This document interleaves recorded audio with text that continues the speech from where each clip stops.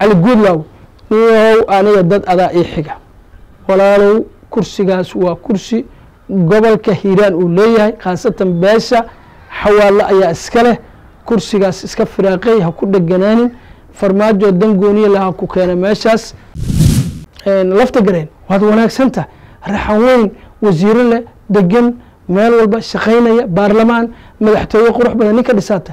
inta kaariso waa dhisi wasi magaalada dhex wareegi jiray wasiirada oo koonfur galbeed maantana dadka ugu shantida badan baabuurta wata mushaarka ah fiican meel walban ku aragna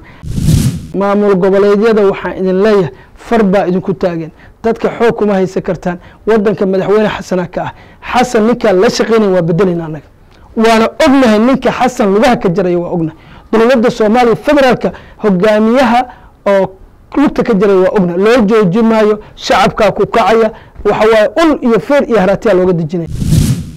waa in hogaamiyuhu haduu rabo inuu sii raago madaxweynaha inuu la shaqeeyo madaxweynaha abiyo umada way waxa imaan kara nin adiga ka wacan waa lagu bedelaya umada dooranayso doorasho galaysan oo golow inaad doorasho gasho Axmed Madow hadii laga guuleyso sida farmaajo u dhib xukunka waa federaalkii u dhib dawladda federaalka maamul goboleedka ku dhaganta ab iyo isir umaliyid inaad wax isku dhajiso hogaamiyaasha maamul goboleedyada qof iyo cod ayaa laga rabaa ayaguna waxaan u soo jeedinayaa niman odayaala oo wax qabtay wanaagsan baad tihiin in leedi abaal dhaco ma jirto laakiin wax badan baa idinka maqan Soomaaliduna hal bay nacabta Axmed Madow iyo lafta gareen iyo waxaan u sheegay Cali Guudlaawo iyo ninka la yiraahdo qorqor runtii rag fiican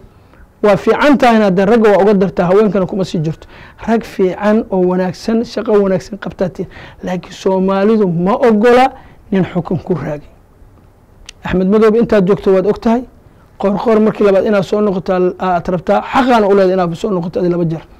lafta gareen inaad soo noqoto rabtaa xaq baad u leedahay walow dad ay kugu dhagan yihiin raxaweyna laakiin ma hayno nin u dhigma ama bedeli kara ninka la yiraahdo lafta gareen runal rabaa raxaweyn digil iyo mirifle iyo beelaha wiye ee ku abtirsada koonfur galbeed ee aniga aan suldaan ku wahay waxaan u sheegayaa cabdi casiis lafta gareen nin u dhigma oo booskiisa buuxi kara ma haysan been lama rabo ninka adiga farqiisa la iska day Axmed Madow 12 jeer soo noqday ilaa hadda ma hayno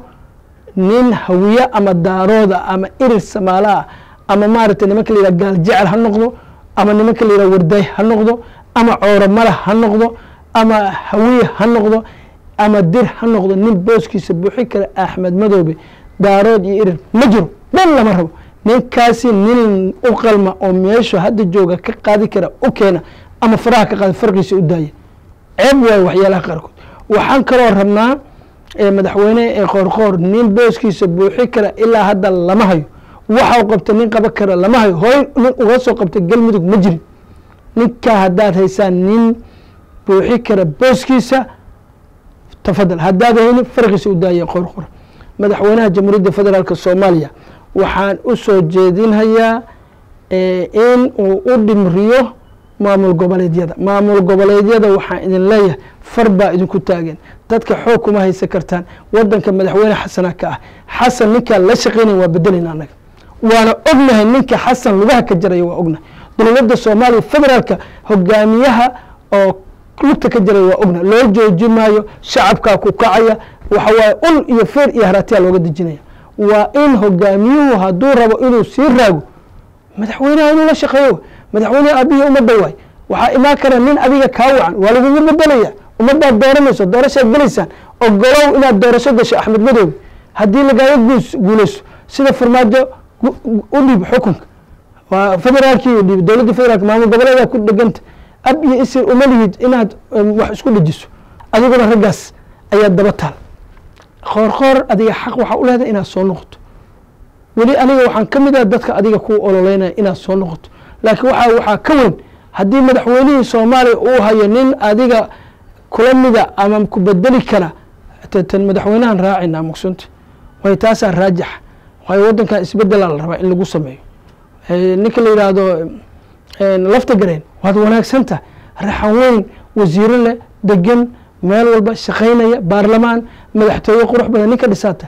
intii ka horeysa waa dhisi weyse magaaladan ay dhex wareegi jireen wasiirada oo koonfur galbeed maantana dadka ugu shantida badan baabuurta wata mushaarka ah fiican meel walban ku aragna waxaa lagaa rabaa haddii nin wanaagsan ilaa qof walba madaxweynihii soo maraysaa madaxweynihii iyo shacabkii ay hayaan nin wanaagsan oo kula tartami karta inaadoo tartan gal nasiibkaaga qabtaa adaa soo bixi kara ama nin kalaa soo bixi kara hadduu soo baxo shukran dheh taariikhdaad gelaysaa lafta gareen nin weyna wax soo qabtaa tahay ha ku dheganaani wixii aad qabataa iska burburin cali guudlaaw niyow aniga dad adaa ii xiga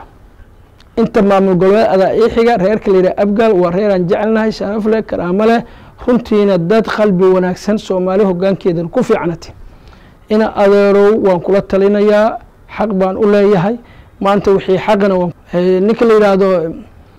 lafta gareen waad wanaagsanta raxan weyn wasiiro leh degan meel walba shaqaynaya baarlamaan madaxtooye qurux badan ninka dhisaata intii ka horeysa waa dhisi weyse magaaladan ay dhex wareegi jireen wasiirada oo koonfur galbeed maantana dadka ugu shantida badan baabuurta wata mushaarka ah fiican meel walban ku aragna dadku way ku jecel yihiin xildhibaanadu way ku jecel yihiin laakiin dad badan baa dhibsanaya aniga hadda kaftanka hiiraan ma geli karo waayo suldaan waxaa lay leeyahay waxaa wax boobay curadkii curadkii ayaa wuxuu boobay abtigiis soomaalfa xawaala abtigi baa loo yahay hadda kursigaas marka xawaala iska leh xawaalana ha ogaado waxaa lale kursiga maamul goboleedka hirshabeelle xawaalaa laleh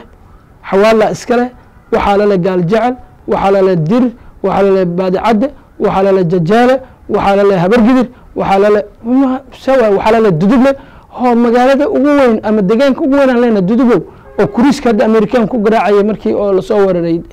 dowladdii ruushka iyo isku dhaceen kuriisuu ku garaacay mugsunta duduble halkaasuu deganaa jiray wax beerahooda ku yaal dad baa uga haro hadda jooga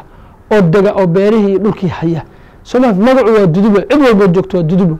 duduble waa degmada ugu weyn ugu dhulka ballaaran beesha maxamed hiraaba iskale waxaan dhowreynaa waxay tahay wada awood qaybsiga ummadda soomaaliyeed iyo wax heshiisa haddii wax la heshiiyo hadda ninka ugu horeeya wax helayaan ah hadday dood iyo khaylo taana duduble waa ka gudba dood iyo khaylo marka dadka soomaaliyeed soomaali baa isku nahay aabbihi hooyana isku keen dhalay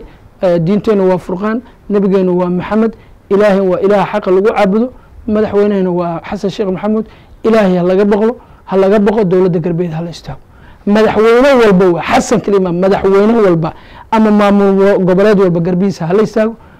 xoriyadiisa hala daayo shaqadiisa ayaan farqaha la qabsanin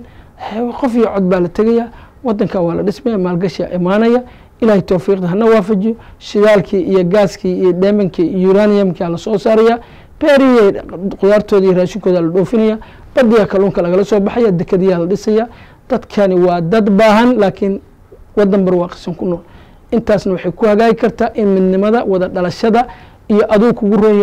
ronya in laga shaqeeyo warkaygana intaasaan kusoo gabagabaynayaa anoo suldaanka ummadda soomaaliyeed ah suldaan maxamed suldaan cigale suldaan hooley boqorka iri samaale wasalaamu calaykum waraxmat ullaahi wabarakaatu